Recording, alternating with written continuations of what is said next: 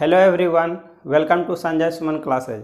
हम लोग SSC CHSL 2022 का जो है इंग्लिश पेपर सॉल्व कर रहे हैं। उसी सीरीज़ में आगे हम लोग नेक्स्ट क्वेश्चन देखते हैं। तो इसका एग्ज़ाम जो है 20 मई 2022 को हुआ था।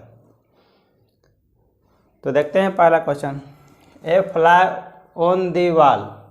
तो दीवार पर जो है एक मक्खी का होना, इसका आपको जो है इडियम मीनिंग बताना है। इसका इडियम का क्या मीनिंग होगा? ए फ्लाई ऑन द वॉल, दीवार पर एक मक्खी होना। तो इसका मतलब होता है चोरी छिपे उपस्थित रहना, चोरी छिपे उपस्थित रहना। तो इसका आपको 4 विकल्प दिया गया है। पहला है एन अनपरसिव्ड ऑब्जर्वर, तो जो है जो दिखने वाला नहीं है वैसा ऑब्जर्वर जो है सामने से नहीं दिखता है। तो चोरी छिपे उपस्थित रहना या फिर एन अनपरसिव्ड ऑब्जर्वर। तो इसका करेक्ट मीनिंग आपका जो है पहला विकल्प में ही आपको मिल जाता है आंसर। दूसरा देखते हैं ए विजिलेंट सिक्योरिटी गार्ड, एक सतर्क सुरक्षा गार्ड। तो ये इसका ये भी नहीं होगा, ये तो चोरी छिपे उपस्थित नहीं रहता, ये गलत हो गया आपका। वेरी इंटेलिजेंट पर्सन, बहुत बुद्धिमान आदमी, ये भी नहीं होगा। एन अनवेलकम गेस्ट, बिना बुलाए हुए मेहमान, ये भी नहीं होगा। तो इसका जो है ए फ्लाई ऑन द वॉल, इसका करेक्ट आपका जो है आंसर, इसका इडियम मीनिंग हो जाएगा एन अनपरसिव्ड ऑब्जर्वर। सेकेंड क्वेश्चन देखते हैं, ये भी आपको इडियम मीनिंग से ही पूछा गया है। इन the same boat, in the same boat, इसका हिंदी करेंगे तो जो है एक ही नाव में होना। तो इन द सेम बोट, तो इसका इडियम मीनिंग होता है एक ही परिस्थिति में होना, एक ही परिस्थिति में होना या एक जैसा स्थिति में होना। इन द सेम बोट, इसका मतलब हो गया एक ही परिस्थिति में होना। तो देखिए इसका 4 विकल्प आपको दिया गया है। पहला है to go in the same direction as someone is, मतलब उसी दिशा में जाना है आपको कि जिस दिशा में कोई और जा रहा है। To go in the same direction as someone is, तो ये आपका विकल्प गलत हो गया।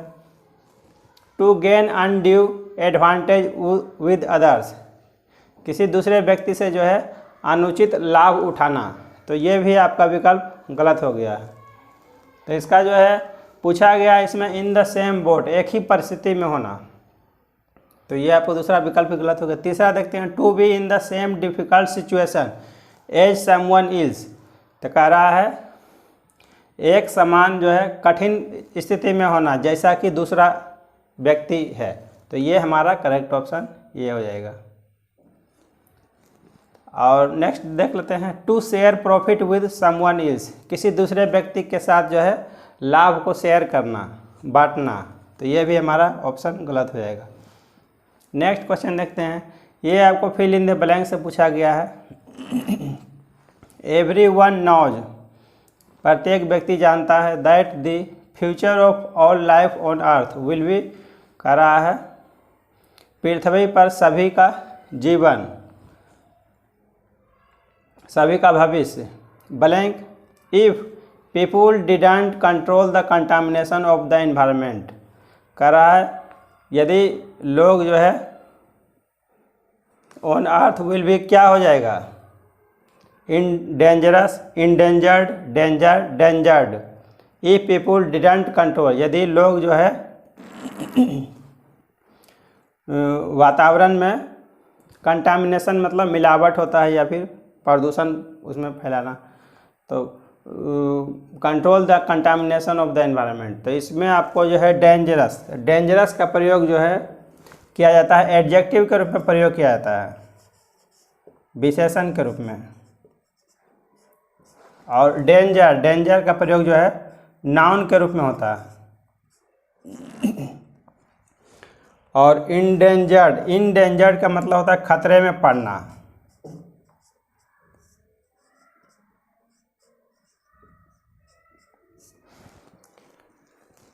डेंजर्ड का भी मतलब होता है खतरा।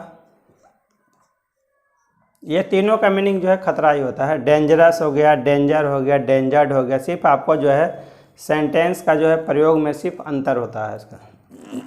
तो इसका नाउन की प्रयोग करते हैं, इसका एडजेक्टिव की तरह प्रयोग करते हैं, और जो है डेंजर्ड इसका वर्ब की तरह प्रयोग करते हैं।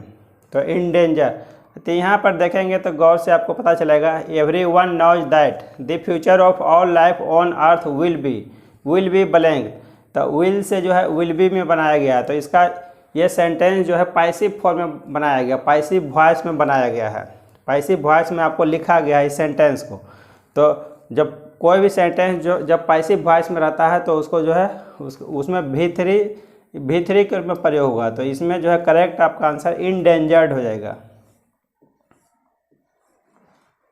तो इसका अगर हम लोग ट्रांसलेट करेंगे तो एवरीवन नोज दैट, प्रत्येक व्यक्ति जानता है कि the future of all life on earth will be, पृथ्वी पर सभी व्यक्ति का भविष्य खतरे में पड़ जाएगा, endangered. If people didn't control, यदि लोगों ने जो है कंट्रोल नियंत्रण नहीं किया, क्या वातावरण में कंटामिनेशन को या फिर मिलावट को कंट्रोल नहीं किया, तो जो है पृथ्वी पर जो है सारे लोगों का भविष्य खतरे में पड़ जाएगा। और इंडेंजर का मतलब हो जाएगा कि खतरे में पड़ना, और डेंजर का प्रयोग करेंगे तो सिर्फ खतरा इसका मीनिंग होगा। तो इसमें सबसे उपयुक्त आपका इंडेंजर्ड हो जाएगा। तो नेक्स्ट क्वेश्चन आपको पूछा गया है, ये वॉइस से पूछा गया है। The lock has not eight been repaired by the locksmith, कराज ताला को जो है अभी भी नहीं रिपेयर किया गया, बनाया गया है, किसके द्वारा? लॉक स्मिथ के द्वारा। Select the option that expresses this in active voice, इसको जो है आपको करेक्ट ऑप्शन चुनना है जो कि इसको करेक्ट मीनिंग आपको एक्टिव वॉइस में इसको दर्शाता है। तो 4 आपको विकल्प दिया गया है, इसको एक्टिव में बनाया गया है, ये आपको पैसिव फॉर्म में दिया गया। तो इसमें देख रहे हैं the lock has not eight been, present perfect continuous tense में है।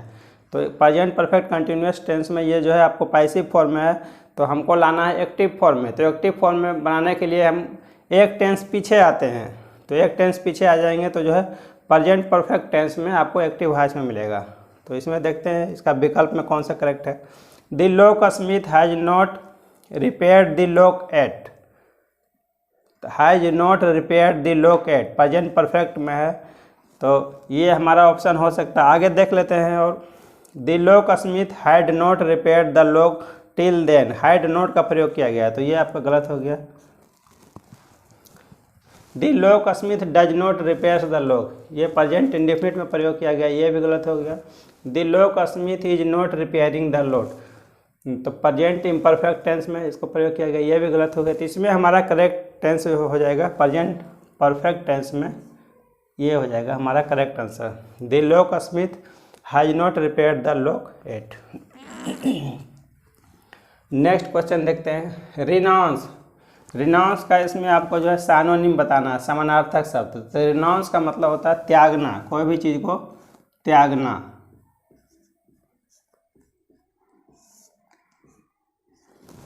तो प्रिवेंट, तो प्रिवेंट का मतलब होता है रोकना। हेम्पर, हेम्पर का मतलब होता है बाधा डालना।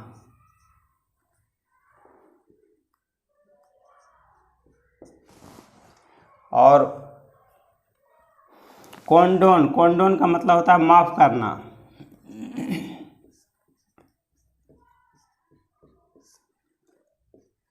और फोरसेक, फोरसेक का मतलब भी होता है त्यागना, त्याग देना है, त्यागना। तो इसमें जो है रिनाउंस, तो रिनाउंस का मतलब होता है त्यागना, तो इसका करेक्ट साइनोनिम आपका फोरसेक हो गया, त्यागना। इसका भी मतलब त्यागना होता है। अब देखते हैं दूसरा, इस शिफ्ट में जो है चारों क्वेश्चन जो है पूछा गया है, तो साइनोनिम ही आपको पूछा गया था। एम्बल, एम्बल का मतलब होता है धीरे धीरे चलना।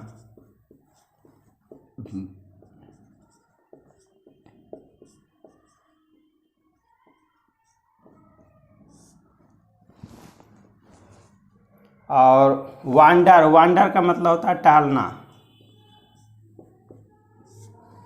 अस्टेयर, अस्टेयर का मतलब होता है कोई भी चीज़ को एकटक देखना।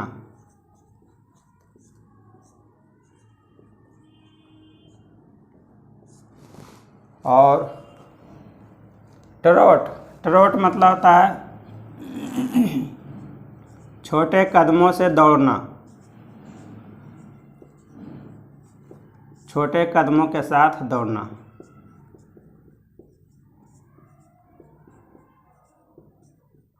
और बस्टल, बस्टल का मतलब होता है हलचल।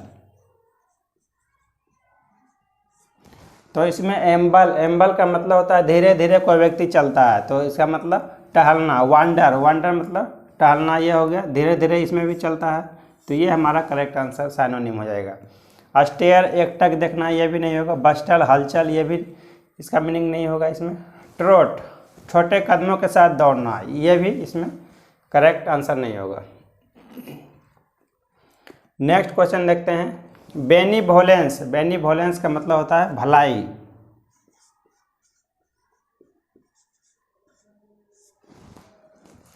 भलाई। सेवरिटी, सेवरिटी मतलब होता है तीव्रता, कोई भी चीज़ का जो है तीव्रता या इंटेंसिटी के टर्म में हम लोग प्रयोग करते हैं। कोई भी चीज़ कितना सीवियर है, तीव्र है, तो ये हमारा इसका सेवरिटी का मतलब हो गया तीव्रता। कंपैशन, कंपैशन का मतलब होता है दया। और इम्पैशन, इम्पैशन का मतलब होता है expressing a lot of emotion, expressing a lot of emotion.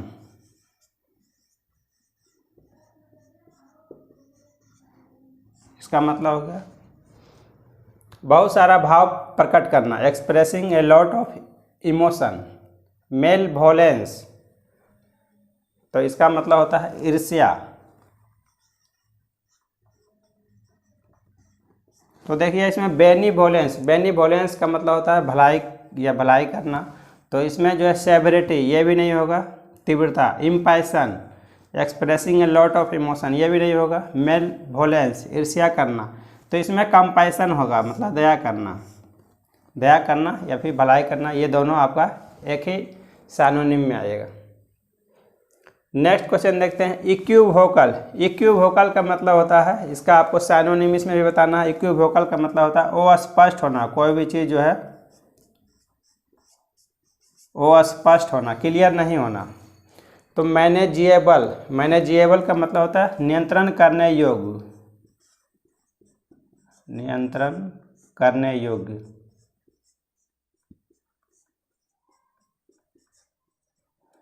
Ambiguous, ambiguous का भी मतलब होता है अस्पष्ट, अस्पष्ट या फिर क्लियर नहीं होना। डबल मीनिंग को भी इसमें हम लोग कहते हैं। एम्बिगुअस होना का मतलब कह सकते हैं डबल मीनिंग का होना, अस्पष्ट होना। विशियस, विशियस का मतलब होता है दुष्ट। और सर्टेन, सर्टेन का मतलब होता है निश्चित। तो इसमें जो है इक्विवोकल मतलब कोई भी चीज़ अस्पष्ट होना, तो इसका सिनोनिम आपको जैसे हो जाएगा मैनेजिएबल, ये भी नहीं होगा। विशियस, दुष्ट होना, ये भी नहीं होगा। सर्टेन भी नहीं होगा। तो एम्बिगुअस, अस्पष्ट होना, ये आपका करेक्ट आंसर हो जाएगा। और लास्ट क्वेश्चन देखते हैं। Select the incorrectly spelled word, ये चारों वर्ड में जो है कौन सा जो है जिसका स्पेलिंग मिस्टेक है, उसमें आपको सेलेक्ट करना है। तो रोबस्ट, पहला में ही आपको जो है इसमें मिस्टेक आ रहा है, ROBBUST, इसमें जो है हो जाएगा एक ROBUST, ये आपका करेक्ट मीनिंग हो जाएगा। इसमें डबल बी का प्रयोग किया गया है, तो इसी में इसमें इनकरेक्ट। बाकी जाइलोफोन, ये भी करेक्ट है। जेनिथ, ये भी करेक्ट है। ओलिगोपोली, ये भी करेक्ट है। तो इस तरह से हम लोग जो है इंग्लिश पेपर को सॉल्व करेंगे। अब आगे हम लोग देखते हैं नेक्स्ट क्लास में। Thank you for watching.